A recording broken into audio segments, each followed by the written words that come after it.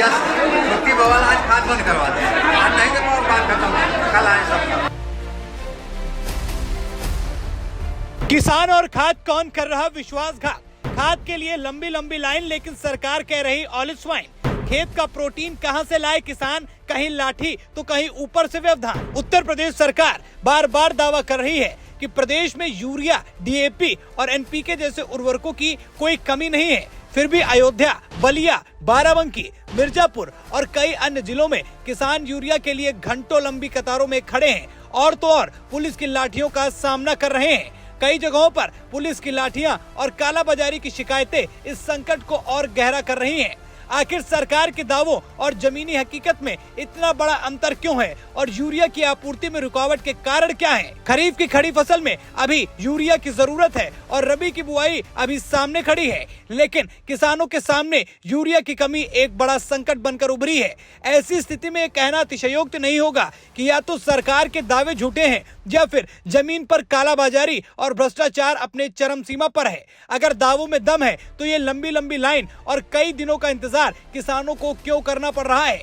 प्रदेश के विभिन्न हिस्सों से मिल रही खबरों के अनुसार किसान सुबह से शाम तक खाद वितरण केंद्रों पर इंतजार कर रहे हैं, लेकिन अधिकांश को खाली हाथ लौटना पड़ रहा है। प्राइवेट दुकानों में सरकारी मूल्यों से कई गुना अधिक मूल्य पर खाद मिल रही है। प्रदेश का अन्नदाता आज लंबी कतारों में अपने नंबर का इंतजार करता है, फिर मायूस होकर घर को वापस आ जाता है। आंकड़े ये कहते हैं कि 18 अगस्त तक प्रदेश में 37.70 लाख मीट्रिक टन की उपलब्धता रही। इनमें से 31.62 लाख मीट्रिक टन की खरीद किसानों द्वारा की जा चुकी है। सरकार का दावा है कि प्रदेश में कुल 6.04 lakh metric tonne urea, 3.93 lakh metric tonne DAP और 3.02 लाख मीट्रिक टन एपी के उपलब्धता है। अगर ऐसी ही स्थितियां हैं तो प्रदेश के अंदर किसान लाइन लगाने को मजबूर क्यों है? यूरिया का उत्पादन मुख्य रूप से इंडियन फार्मर्स फर्टिलाइजर कोऑपरेटिव यानी इफ्को और नेशनल फर्टिलाइजर लिमिटेड यानी एनएफएल जैसी कंपनियां करती हैं, लेकिन डीएपी और अन्य फास्फेटिक उर्वरकों के लिए भारत,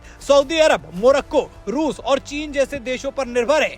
2021-22 में भारत ने 92.64 लाख मीट्रिक टन डीएपी का उपभोग किया, जिसमें से केवल 42.22 लाख मीट्रिक टन का उत्पादन भारत में हुआ। अब या तो देश की सरकार अपने पड़ोसी देशों से यूरिया लेने में असक्षम हो रही है या फिर कालाबाजारी और प्रचंड भ्रष्टाचार के कारण ही ऐसी स्थितियां बनी है। खाद और कृषि सामग्री बेचने वालों के संगठन UP agro input dealer association ने यूरिया की कमी बताई है और इसके कई कारण भी बताए हैं। उनका कहना है कि बारिश के बाद से खाद की मांग अचानक बढ़ गई है। सहकारी समितियों की दुकानों पर कम मिल रही है, थोक और खुदरा दुकानों पर महंगी हो गई है, इसलिए ये संकट आया है। कई रिपोर्ट ये दावा करती है चीन ने अपने घरेलू उपयोग के लिए डीएपी निर्यात पर प्रतिबंध लगा दिया है, जिससे भारत में इसकी कमी हुई। और बात करें यूपी में कालाबाजारी की तो इसी साल 65 लाख रुपए की खाद को नकली खाद तस्कर हेर फेर कर रहे थे, जिसका पर्दाफाश प्रशासन ने किया भी। अब तक खाद की कालाबाजारी के मामले में सहकारी समितियों और दुकानदारों के जरिए ही उनके नाम सामने आ रहे थे।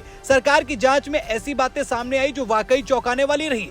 खाद की कालाबाजारी में कुछ चेहरे ऐसे भी सामने आए जिनके बारे में जानकर सरकार भी चौकन्ना हो गई। सरकार की जांच में सामने आया कि यूपी के कई बड़े किसान खाद भारी मात्रा में खरीद कर स्टोर कर ले रहे हैं, जिनकी वजह से छोटे किसानों को खाद नहीं मिल पा रही है।